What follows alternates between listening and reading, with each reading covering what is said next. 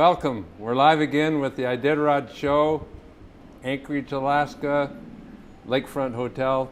With me is Danney Seavey. My name is Joe Runyan, and our guest is Ralph Johannessen. But say it correctly. Ralph Johannessen. Okay, perfect. Ralph is one of 8 Norwegians represented in the Iditarod this year, and we can both comment that the Iditarods have bumped up, or the Norwegians have bumped up the Iditarod competition this year. It's made it really complicated. So give us a little of your race history. You've won the Finnmark Slope. Tell us what you've done in Norway. Well, I always been in the top 5 race in Norway. In the Finnmark? Yeah, in Finnmark and the Finland race.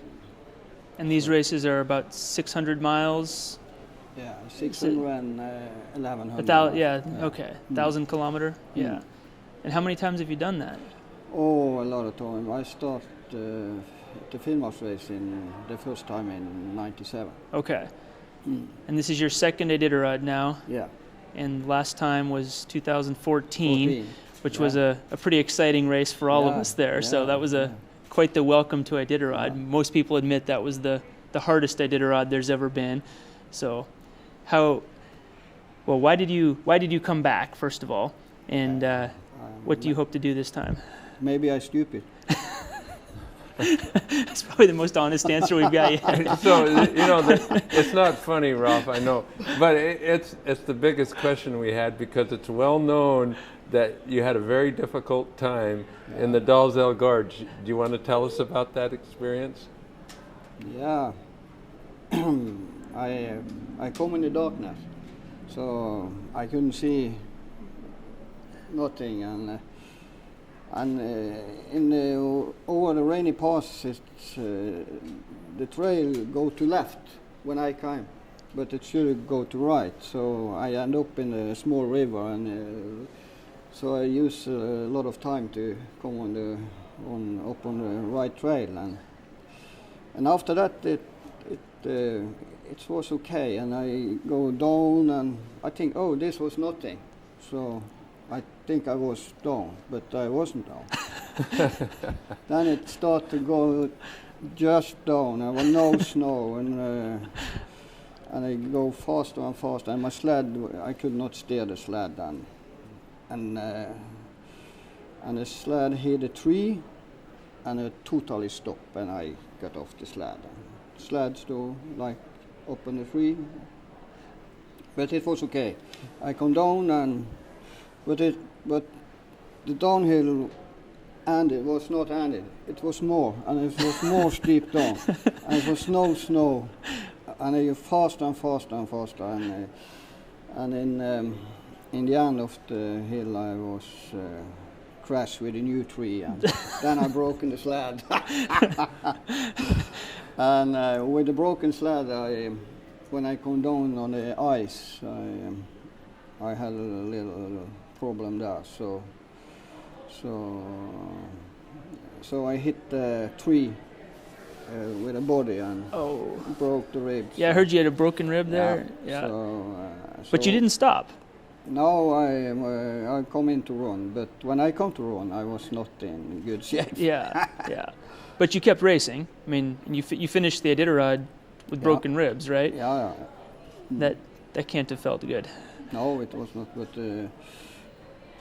so we hear that you have one of the most competitive teams in Norway, even with broken ribs, and that you ended up 22nd, was it, your rookie year, which is a very good finish. What are your competitive aspirations? This year? Yeah, this year. Yeah. That is to arrive Nikolai without to hurt myself, my sled and my dog. Okay, so just to make it clear, Nikolai is on the north side of the Alaska Range, and most people say if you make it to the village of Nikolai, you've conquered all the worst parts of the Iditarod Trail, at least technically. Yeah. So that's your goal, get to Nikolai in one piece. Yeah, and after that we see. So we're hearing this a lot. People whose first Iditarod was in 2014, you had the very scary trail. It's much scarier essentially to go back out over that trail. So assuming it all goes well and you make it to Nikolai in one piece, is your dog team capable of winning? Is it top 5? How good do you think it could be? It's so many good mushers here in Alaska, so I have no focus on place. I have focus to do a good race, and if I can do a good race, it could be a good place. But to win the Iditarod, it's not in my mind. No, it's to do a good race. How would you compare racing in Norway to racing in Alaska? You Norwegians have made impressive inroads in Alaska. You guys traveling here. I hear that the big race is going on the same time as the Iditarod now, and we know almost nothing. Very few Alaskans travel to Norway. So is it as competitive, more competitive? How would you compare that? It's not so very different, but in Alaska it's not snow. We have a lot of snow and good trails. We should go to Norway. Yeah, we should be in Norway this year. And of course, this race is much longer. Yeah.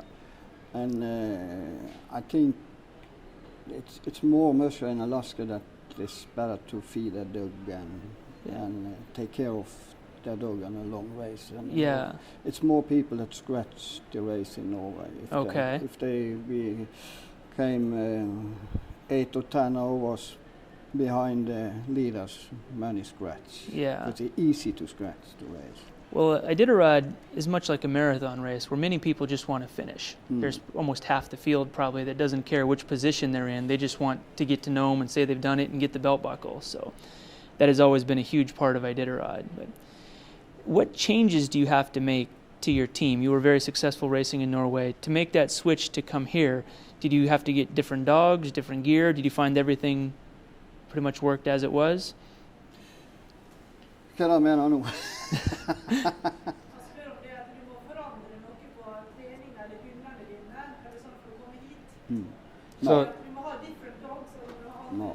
No. Yeah. Thank you. So that's great. That's Hannah, who's Ralph's friend, and she's a veterinarian in the Norwegian races, so she's here to handle the difficult questions. Yeah. No, I don't need to do anything else. It's the same dogs, it's the same training, but I need to take care of the dog, to feed them good, and that's the biggest utfordring. You know, we had dinner last night, Ralph, and you made an interesting comment about your dogs. Tell us about the breeding of your dogs, because a lot of Norwegians have pointer and other sporting breeds in their race dogs. But tell us about your dogs. I also try to breed with hunting dogs, but that's more than 15 years ago. And now we have always real Alaskan Husky. My team is the old Susan Butcher line, and I think the Husky must be polar dogs. Cannot use hunting dogs. I don't believe that. How big are your dogs? You think in kilograms? Go ahead. I think they are 60 pounds. Some of the biggest male. So. But that's normal. Not very big. Yeah. How about the process to get over here? When did you leave Norway? Oh, I leave Norway in 19th of February. Okay, so you've been here for a couple weeks now. Yeah. And it's very expensive. Yeah. What did it cost to fly your team here? I think the whole shit cost about $60,000-$70,000. $60,000-$70,000 or kroners or $9,000. Okay.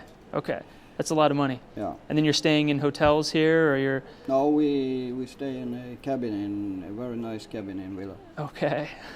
Oh, that's nice. You know, it's interesting. Your Norwegian press takes a big interest in your competition over here. I see you have quite a few media people from Norway. Yeah. They like to be here, and they use me to be here. So of all the Norwegians teams, who do you think has the fastest team this year? Other than yourself, of course. Yeah, other than yourself. I think they're good teams, all of them. Yeah. But what we can do out of the team, that's the question. Yeah. Robert had a very strong, good team, and Seavey has a good team. And I think also the other Mushers have a good team, but Robert and Sigrid have a very good team. You're saying Robert Sorley and Sigrid Ekren? Yeah. Robert's a friend of yours. Have you guys talked quite a bit this winter about strategy? Yeah, we talk a lot of strategy. Yeah, we should say Robert Sorley's won the race twice, which is incredible for a guy to fly from Norway, come and win the Iditarod. So, without revealing too much, is your strategy different, or how are you going to run it? What's your style? What's your style this year? I think we have much like Shuttle. Can you see that? Oh, yeah. Yeah, that's very similar to Sørlis. Yeah. We have been talking about strategy. So we'll have a good team, rest much, and try to compare them and see what the team are doing. Well, we've seen Sorley in action because he's won twice, and we're really looking forward to your race, Ralph. It's been great to have you here, and we'll see you on the trail Sunday. Thanks for coming out. So. Woo!